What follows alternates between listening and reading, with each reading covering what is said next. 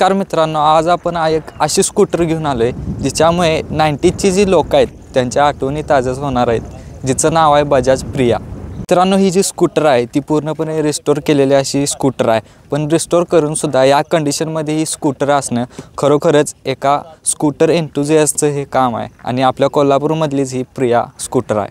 सगळी मित्रांनो, या प्रियाचा आपण फ्रंट लुक बघू शकतो। इथं आपल्याला बजाजची ब्रँडिंग तसेच ही प्रियाची ब्रँडिंगसुद्धा आपल्याला इथं बघायला मिळते आणि इथं आपल्याला हॅलोजन लाईट जी की ह्या स्कूटरमध्ये अवेलेबल आहे। तसेच मित्रांनो, 1985मध्ये असणाऱ्या या स्कूटरच्या जी टॉप स्पीड आहे ती 80 km/hची या स्कूटरची टॉप स्पीड आहे। तसेच आपल्याला या स्कूटरमध्ये आपल्याला स्पेअर व्हीलसुद्धा इथे बघायला मिळते।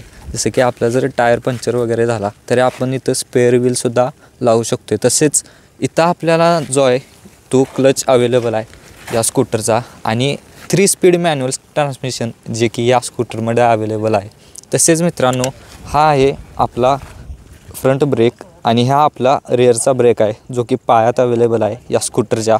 तसेच मित्रांनो, तुम्ही स्कूटरची कंडिशन आणि पूर्णपणे ॲक्सेसरीज ज्या आहेत त्या तुम्ही बघू शकताय। पूर्णपणे व्हाईट इथं सुद्धा हँडल अवेलेबल आहे, इथं पाय ठेवण्यासाठी आपल्याला जागा आहे। तसेच आपल्याला तिथं ब्रेक पेडल ते सुद्धा व्हाईट आणि हा येलोइश असा कलरमध्ये पूर्ण स्कूटरचे लुक्स एकदम भारी असे स्कूटरचे लुक्स आहेत जे की इम्प्रेशन पाडतात। रोडवरनं जर ही स्कूटर निघाली तर 4 लोक हिच्याकडे वळून नक्कीच बघतात अशी स्कूटर आहे।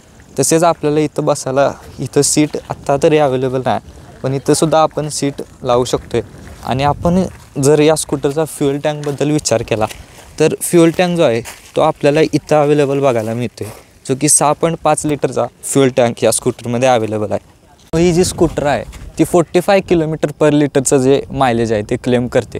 मित्रांनो, या स्कूटरमध्ये आपल्याला 150 cc इंजिन बघायला मिळते जे की 2 स्ट्रोक असं इंजिन आहे आणि या स्कूटरची किकसुद्धा तुम्ही बघू शकता।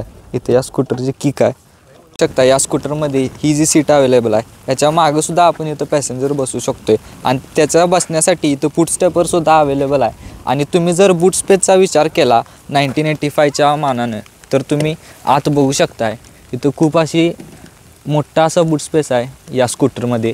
आपण यामध्ये जर या स्कूटरला क्लीन करायचे वगैरे जी कपडे असतील तीसुद्धा ठेवू शकतो। इतर सामानसुद्धा या स्कूटरमध्ये पूर्णपणे मावू शकते। तसेच मित्रांनो, जर आपण रिअर साईडचा विचार केला या स्कूटरचा, जो की असा शेप आहे या स्कूटरचा जे की 1990sमध्ये असा जो शेप आहे तो एकदम पॉप्युलर असा होता, कारण वेस्पा 150 जी स्कूटर आहे त्यालाच ही स्कूटर म्हणजे इन्स्पिरेशन आहे त्या स्कूटरची ही स्कूटर।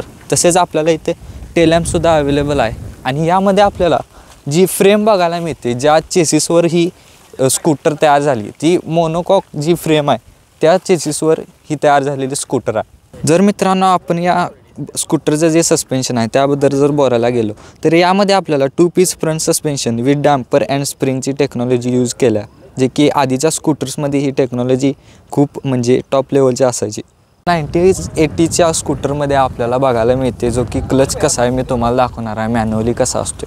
आत्ता जे आपला न्यूट्रल लेवल आहे ही आता मी क्लच दाबला आणि वरती हा पहिला गिअर आहे, तसेच हा दुसरा आणि हा तिसरा असं या स्कूटरमध्ये गिअरचे फंक्शन आहे। ते आता न्यूट्रलमध्ये आहे आणि पहिला जो गिअर आहे तो मी आता पहिला असा वरती टाकणार आहे, जो की मी पहिला गिअर टाकला आहे। तसेच मी जसा हळूहळू क्लच सोडते तुम्ही स्कूटर बघू शकताय, स्कूटर हळूहळू पुढे जाते।